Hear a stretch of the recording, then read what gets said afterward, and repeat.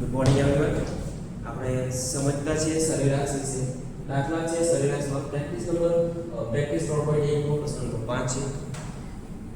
સરેરાશ તમે શીખવી જોઈએ છો, સૂત્ર તમને યાદ જ છે. એક ઈઝી ટ્રીક બી આપી છે કે સરેરાશ એટલે આપણે વચ્ચેની સંખ્યા શોધીએ છીએ. મધ્યક હોય કે મધ્યસ્થ હોય, અલગ અલગ નામ છે, તમને સમજાવું છે. મધ્યક કેવો, સરેરાશ કેવો, એવરેજ કેવો, મીન કેવો, એ બધું એક જ વસ્તુ છે. બરોબર? તો મધ્યક શોધીએ આપણે અથવા સરેરાશ શોધીએ એટલે વચ્ચેની સંખ્યા શોધીએ. આ યાદ રાખજો. એનું સૂત્ર આપણને ખબર જ છે, એકવાર લખી નાખો તમારા માટે અહીં સાઈડ પર. મધ્યક અથવા સરેરાશ સૂત્ર ખબર છે ને? કુલ સંખ્યા સરવાળો છેદમાં કુલ સંખ્યા. આ સૂત્ર છે. આના પછી તમને યુએસપી વાળું સૂત્ર એ બતાવીશ, એ બી ઈઝી છે. ઓકે, તમારે આ સૂત્રનો ઉપયોગ કરવાનો છે અને સરેરાશ શોધવાનો છે. ઈઝી તો છે. કુલ સંખ્યા, જેટલી સંખ્યા તમને કીધી છે એનો સરવાળો કરો, સંખ્યાનો સરવાળો કરો. જેમ કે આ બાજુ અહીંયા તમને કીધું છે ખેલાડી x માટે, તો ખેલાડી x ની જેટલા એનો સ્કોર છે બસ એનો સરવાળો કરવાનો છે અને ભાગ્યા શું કરવાનો છે? કુલ સંખ્યા. કુલ સંખ્યા કેટલી છે? તો કે 1 2 3 અને 4. ભાગ્યા 4 કરો, દાખલો તમારો પૂરો. અહીંયા જ ટ્રાય કરી અહીંયા બોર્ડ પર જો આપણે સરેરાશ શોધવાનો છે. ઓકે, બી કે ખાલી સરવાળો કરવાનો છે, સરેરાશ શોધવાનો છે. એટલે તમારે ભાગ્યા જેટલી સંખ્યા આવી હોય એ બી તમારે કરવું જ પડે. ઓકે, સૂત્ર મૂકી દઈએ આપણે અહીંયા સરેરાશ માટે. ખેલાડી x અથવા પેલા ખેલાડી x ની બધી જે એનો જે સ્કોર છે એ લખી લઈએ આપણે.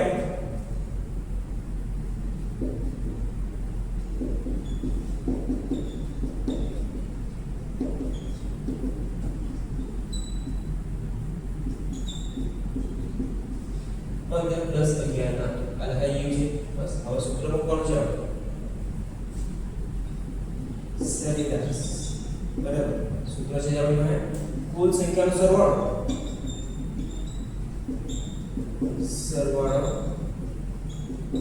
છેદમાં જો કુલ સંખ્યા. કુલ સંખ્યા કેટલી છે?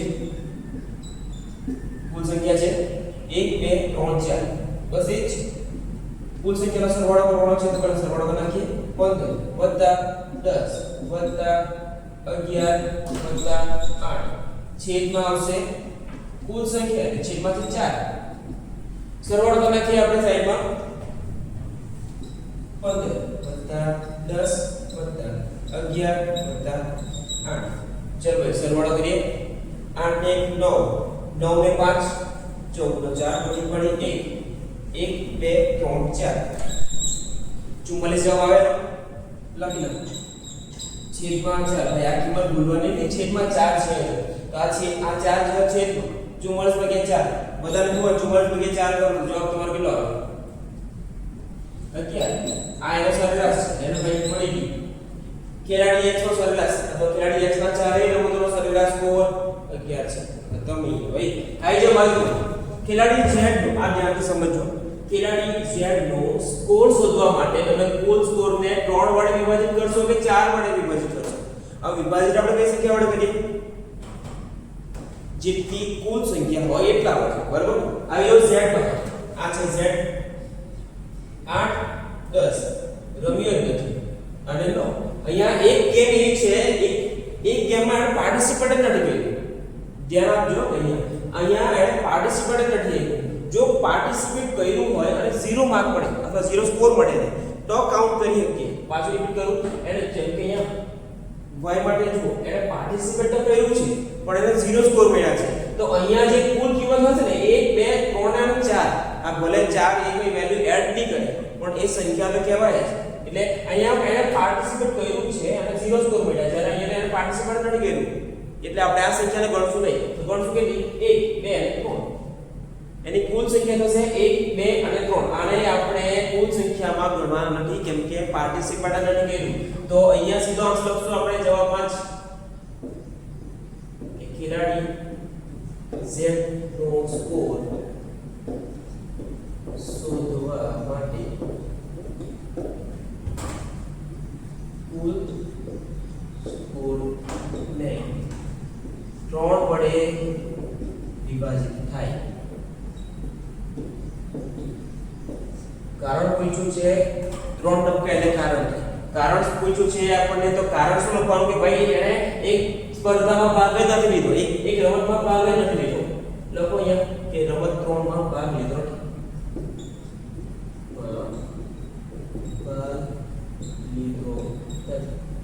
પાછું પર રિપીટ કરું, જો એ પાર્ટિસિપેટ કરે છે કે ભાઈ પાર્ટિસિપેટ કરે અને પછી એના સ્કોર 0 આવે તો એને આપણે કુલ સંખ્યામાં ગણી હતી, કેમ કે આ 0 કોઈ વેલ્યુ તો છે જ. અહીંયા એ પાર્ટિસિપેટ નથી કરતો એટલે આપણે એને કોઈ કુલ સંખ્યામાં ગણવાના નથી. નેક્સ્ટ દાખલો છે ખેલાડી ભાઈ બધી 4 રમતો રમ્યો છે. જે ભાઈ આ બાજુ 4 રમત રમ્યો છે, 4 રમત રમ્યો છે એટલે કુલ સંખ્યા તો 4 જ આવવાની છે. લખી નાખો અહીંયા કુલ અને બીજું શું કીધું છે આપણે સરેરાશ શોધવાનું છે. સરેરાશ માટે સૂત્ર આપણને ખબર છે કુલ સંખ્યાનો સરવાળો છે અથવા કુલ સંખ્યા. સૂત્ર મૂકી દઈએ આપણે અહીંયા. તો પહેલા એની જે સંખ્યા છે કિંમત છે લખી નાખીએ ખેલાડી વાય સ્કોર 0 5 7 4 કિંમત મળી ગઈ છે. સૂત્ર મૂકવાનું આપણે સરેરાશ બરાબર 0 + 5 + 7 + 4 4 આગળનું છે તો ના આવડે નહીં આવડે, નહીં આવડે તો ચેટ જીપીટી કરી લેવાનું, જાતે ગણના કરવાનું. બરોબર. ચલો નેક્સ્ટ છે સરેરાશના આધારે કયો ખેલાડી શ્રેષ્ઠ પ્રદર્શન કરનાર છે એ આપણે કહેવાનું છે. હવે એના માટે થોડું ખબર તો પડી ગઈ હશે કે આપણે ત્રણની સરેરાશ જોઈશું.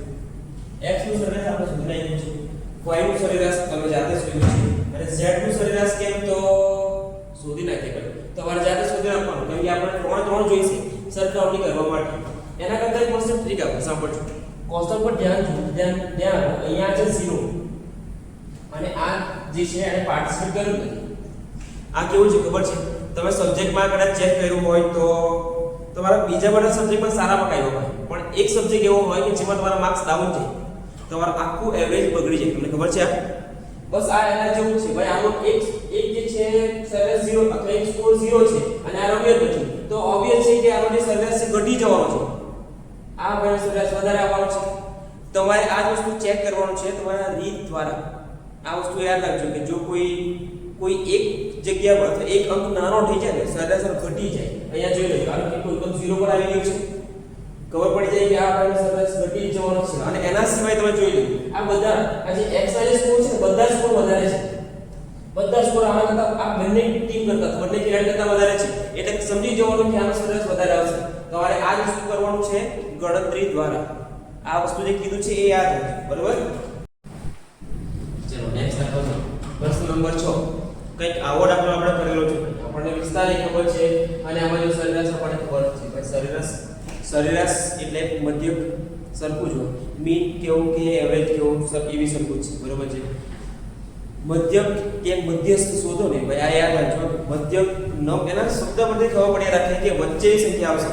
મધ્યક કેવું કે મધ્યસ્થ કેવું વચ્ચેની સંખ્યા આવશે. આ શોર્ટ ટ્રીક છે, એક મસ્ત પકડી રાખજો. એના પરથી તમને અલગથી થોડાક દાખલા બી કરાવું એટલે વધારે ખબર પડે. શોર્ટ ટ્રીક બી કરાવું. ઓકે. અહીં જો અહીંયા આપણે દાખલો જોઈ લઈએ કે એક ગણિતના ટેસ્ટમાં વિદ્યાર્થીઓએ મેળવેલા ગુણ નીચે મુજબ છે. આપી દીધા છે એટલે ગણિતનો એક ટેસ્ટ કહેવાય છે જેમાં વિદ્યાર્થીનો જે સ્કોર છે એ નીચે મુજબ છે. આ છે તેમાં પહેલો સવાલ એવો છે કે વિદ્યાર્થીઓએ મેળવેલા સૌથી વધુ અને સૌથી ઓછા ગુણ શોધો. ભાઈ આ તો ચોથા પાઠમાં વાળો જે દાખલો છે, સૌથી વધુ અને સૌથી નાનું, મતલબ કે સૌથી વધુ માટે મોટી કિંમત જોઈ લો, સૌથી ઓછા માટે નાની કિંમત જોઈ લો. થઈ ગયો ચોથા પાઠમાં વાળો દાખલો.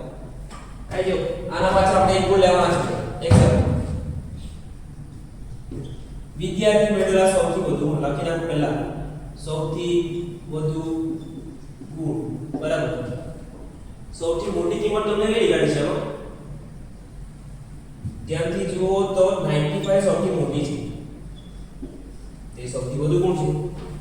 આ જે સૌથી ઓછા માટે સૌથી ઓછા ગુણ એટલે કે સૌથી નાની કિંમત. ભાઈ સૌથી ઓછી કિંમત કઈ છે? કઈ છે? તો લખી નાખો ભાઈ 60. ખતમ. અહીંયા બીજું આવો મેળવેલો ગુણનો વિસ્તાર. આપણને આ બંને કિંમત કામ લાગશે. વિસ્તાર એટલે રેન્જ. તમને ખબર જ છે કે રેન્જ મતલબ કેટલી સંખ્યા ક્યાં સુધી ફેલાયેલી છે. એના માટે આપણે કરીએ વિસ્તાર. એટલે વિસ્તાર માટે સૌથી મોટી સંખ્યામાંથી સૌથી નાની સંખ્યાને બાદ કરો એટલે તમને તમારો વિસ્તાર મળી જાય. કરી નાખો અહીંયા. સૂત્ર છે આપણે પાસે સૂત્ર ભાઈ કરાયું છે ને વિસ્તાર ઇંગ્લિશમાં કહેવાય રેન્જ. સૌથી મોટી કિંમત અથવા સૌથી મોટું અવલોકન ઓછા સૌથી નાનું અવલોકન.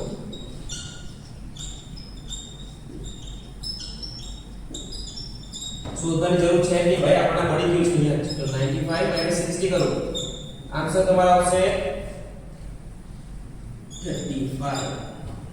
આઈ જવાબ સમૂહ દ્વારા મેળવેલા સરેરાશ ગુણ શોધો. અરે સરેરાશ ગુણ આ તો નવું લાગે, પહેલી વાર શીખતા છે આપણે. સરેરાશ ગુણ, સરેરાશનું સૂત્ર ખબર છે કે નથી?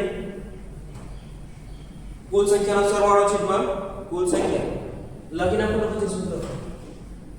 સરેરાશ બરાબર કુલ સંખ્યાનો સરવાળો છેદમાં કુલ સંખ્યા. ચાલો સંખ્યા થોડી વધારે છે, લાંબી છે, તો નાખીએ. પહેલા જોતા જાઓ. જો તમે આવું કન્ફ્યુઝન થાય ને તો પેન્સિલ ટીક કરતું જવાનું. જેમ કે તમે જોઈ લેજો. પહેલા લખી દીધું આપણે 72 લખાઈ ગયું હોય ને ટીક કરતા જાઓ. આ રીતે જો સંખ્યા વધારે હોય, લાંબી હોય તો ટીક કરી નાખવાનું, ગભરાવાની નહીં. આગળ છે 88 65 79 95 84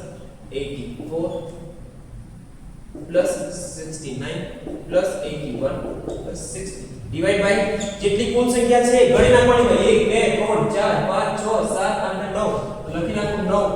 આન્સર આનો જો સરવાળો કરો તો આન્સર 690 ડિવાઇડ બાય 9.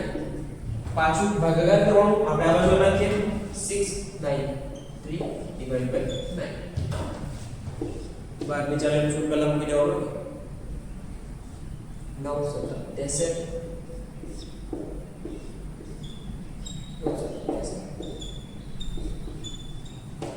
આન્સર તમારો છે 77. સરેરાશ કેટલો આવે? 77. ચલો તમારા માટે નેક્સ્ટ એક્સ્ટ્રા દાખલો છે. દાખલો થોડો સમજી લેજો. પહેલા શું કીધું છે? કોઈ 5 ક્રમિક સંખ્યા, ભાઈ જોઈ લો 5 ક્રમિક એકી સંખ્યા છે. 5 ક્રમિક એકી સંખ્યાનો સરેરાશ 19 છે. તો તે સંખ્યા શોધો. કશું કરવાનું એકદમ ઈઝી દાખલો છે, પણ થોડું વિચારો. પહેલા વિડિયો પોઝ કરો, પહેલા વિચારો કે તમારો આન્સર તમે કેવી રીતે લાવશો. થોડું ઘસું મગજને ભાઈ. કોઈ ક્રમિક 5 એકી સંખ્યા છે. એટલે સંખ્યાનો એકી જ હોવું જોઈએ બધી. એટલે 5 એકી સંખ્યા જોઈએ, 5 જોઈએ, જેનો સરેરાશ 19 છે. હિન્ટ આપી રાખો. સરેરાશ 19 છે એટલે વચ્ચેવાળી સંખ્યા તમારે 19 હશે. હા કે ના? હિન્ટ મળી ગઈ છે. કરીએ ચલો. સરેરાશ તમારો 19 છે. લખી નાખો એટલે વચ્ચે. કેમ કે મેં તમને સમજાવ્યું છે કે મધ્યક હોય કે મધ્યસ્થ હોય એટલે વચ્ચેની કિંમત શોધી આપણે. જ્યાં ક્રમિક હોય તો બહુ જ ઈઝી થઈ જાય તમારા માટે. સરેરાશ કીધું છે 19 એ તમારી વચ્ચેની સંખ્યા થઈ ગઈ. હવે ક્રમિક તમને સંખ્યા કીધું છે 5. તો આગળ એનું અહીંયાથી આવી જાય 21, અહીંયા આવશે 17. તમે આ ત્રણ સંખ્યાનો સરેરાશ શોધો ને તો 19000. ત્રણ સંખ્યાનો સરેરાશ કરો તો 19 આવશે. પણ આપણે કીધું કે 5 લઈ લો, બે બીજી આજુબાજુ 23 અહીં આવી ગઈ 15. હવે તમે કહો છો આજુબાજુ કેમ લખી દે ભાઈ? મારે વચ્ચે રાખવાના નથી, 19 રાખવાના વચ્ચે. એટલે આવી કે તમારે 19 આલે ભાઈ. 5 ક્રમિક એકી સંખ્યા, આ બધી ક્રમિક એકી સંખ્યા છે. 15 17 19 21 23. આ પાંચે પાંચ જે છે એક ક્રમિક સંખ્યા છે અને એકી સંખ્યા છે. આન્સર તમારે રેડી છે. લખી નાખો 5 ક્રમિક એકી સંખ્યા.